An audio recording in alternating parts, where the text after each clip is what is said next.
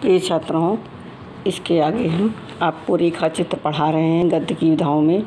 रेखा चित्र, जैसा कि नाम से ही स्पष्ट है, किसी घटना अथवा स्थान का ऐसा वर्णन किया जाए कि पाठक ने जो पढ़ रहा है कि मन मस्तिष्क पर एक रेखा सी खिंच जाए और उसका चित्र उपस्थित हो जाए। जैसे आप जैसे किसी भगवान के बारे में बता रहे हैं या किसी चीज़, तो उसका चित्र स्वतः ही उपस्थित पढ़ने मात्र से हो जाए, उसे रेखा चित्र कहते हैं। और रेखा चित्र शब्द अंग्रेजी के स्केच शब्द का अनुवाद है।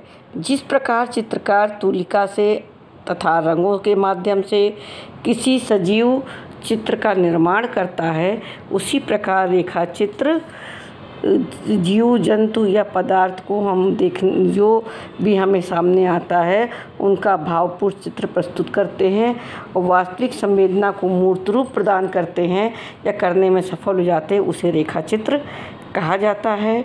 और हिंदी में रेखा चित्र का सूत्रपात 1929 ईस्वी में प्रकाशित पंडित पदम सिंह शर्मा के पद्म प्रबंध निबंधों से होता है।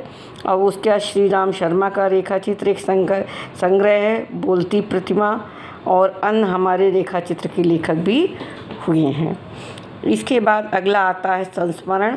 संस्मरण गद्य की वह विधा है जिसमें लेखक स्वयं अपनी अनुभूतियों स्मरण के आधार पर उसको अंकित करता है और इसमें किसी महापुरुष के साथ रहने की घटनाओं का यथावत प्रामाणिक किंतु सरस और सटीक वर्णन होता है। वो संस्मरण किसी के साथ रहा है, किसी के साथ की जो घटना हुई है उसको जो सटीक रूप से प्रस्तुत करता है, उसे संस्मरण कहते हैं। जब किसी यात्रा का वर्णन होता है तो उसे यात्रा संस्मरण कहा जाता है।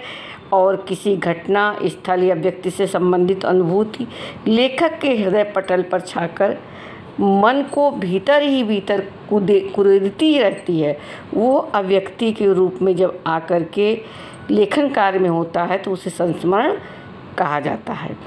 संस्मरण साहित्य में स्मरण माने याद रहना। कोई ऐसी घटना होती है जो हमेशा ही याद रहती है, उसे ही संस्मरण कहा जाता है। और संस्मरण साहित्य में सबसे पहले आचार्य चतुर्सेन शास्त्री ने संस्मरण हमारे सामने रखा है। पहली सलामी संस्मरण में शास्त्री जी ने असेंबली में भगत सिंह द्वारा बम फेंकने का आंखों देखा वर्णन किया है। उसके बाद हिंदी के प्रमुख संस्मरण लेखकों में राम वृक्षवेणीपुरी, महादेवी वर्मा, कन्हैया लाल मिश्र, प्रभाकर, बनारसी दास चतुर्वेदी आदि हैं। और इसके बाद जो आपका अगला आता है वो है हमारा रिपोर्टाज।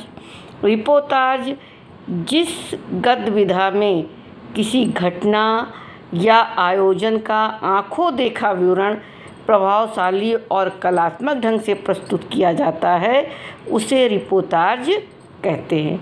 किसे कहते हैं? जिस गद्य विधा में किसी घटना या आयोजन का आंखों देखा विवरण प्रभावशाली और कलात्मक ढंग से प्रस्तुत होता है, उसे रिपोर्टाज कहते हैं। युग चेतना, युग संघर्ष और जीवन की साधारणता को कला के स्थापित करने की प्रवृत्ति से ही इसे साहित्यिकता प्राप्त होती है। और रिपोर्टाज हिंदी की सर्वथा नवीन विधा है।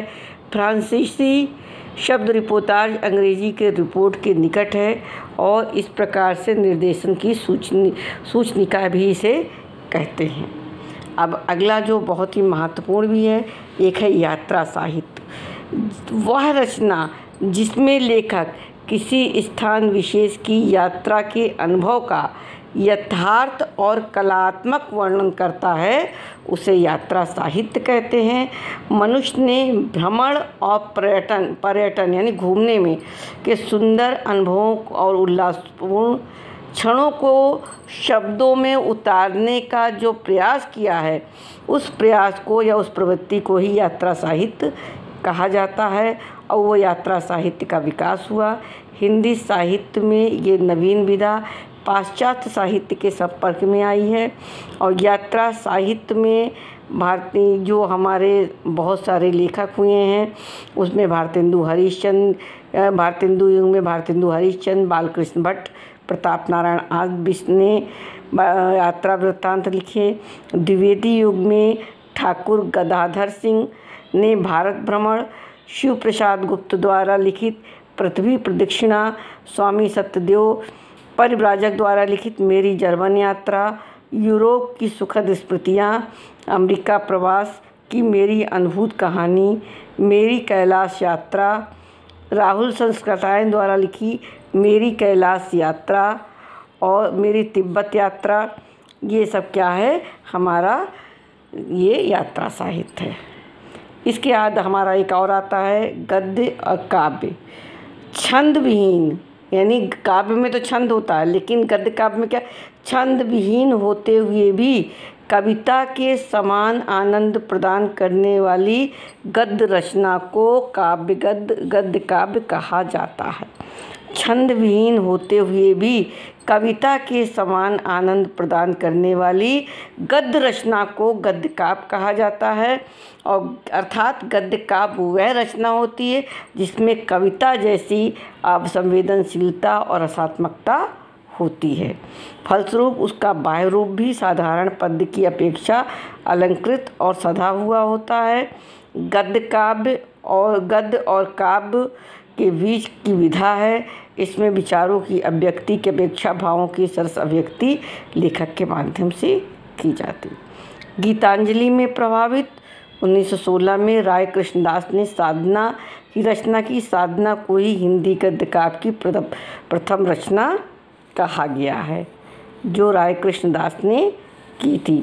और अन्य जो गद्य काव्य लेखक थे उसमें वियोगी हरि, आचार्य चतुश्रेय शास्त्री, वृंदावन लाल वर्मा, डॉक्टर राम कुमार वर्मा और दिनेश नंदिनी डालमिया, राजनारायण मेहरोत्रा, राजेंद्र सिंह आदि प्रमुख लेखक कहे जाते हैं। ठीक है बच्चों, इनको